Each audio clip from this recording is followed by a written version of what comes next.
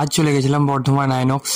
তো সেখানে গিয়ে বেশ কয়েকবার আমাদের সাথে বাজে ব্যবহার করা হয়েছে, সেটা পুরো ভিডিওটা দেখো, অবশ্যই জানতে পারবে কি হয়েছিল অ্যাকচুয়ালি আমাদের সাথে।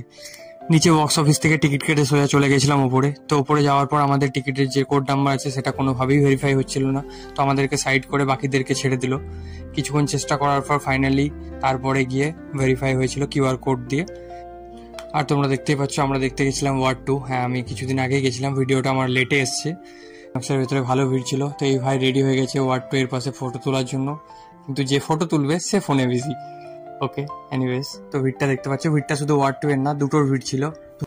এক হচ্ছে ওয়ার্ড 2 আর দুই হচ্ছে ধূমকেতু। তাই ফটাফট দেরি না করে চলে গেছিলাম 1 নম্বর স্ক্রিনের দিকে, কারণ আমাদের টিকিট ছিল 1 নম্বর স্ক্রিনেই।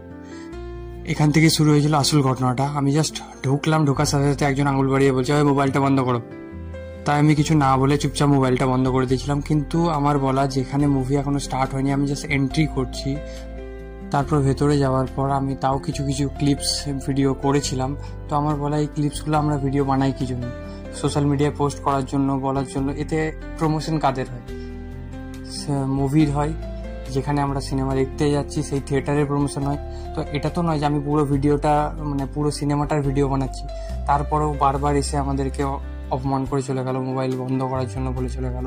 আমরা জাস্ট 30 সেকেন্ড, 10 সেকেন্ড, 15 সেকেন্ড এরকম কিছু কিছু একটা ক্লিপ, যেখানে হয়তো হিরোর এন্ট্রি হচ্ছে, যেখানে হয়তো মুভির নাম দেখাচ্ছে, সেগুলো জাস্ট আমরা ক্যাপচার করছিলাম। যে মুভি শেষ হওয়ার পর যে ক্লিপটা নিচ্ছিলাম, এখানেও ওনাদের প্রবলেম, ভিডিও করা যাবে না, তাড়াতাড়ি বাইরে যাও, নেক্সট মুভি আছে।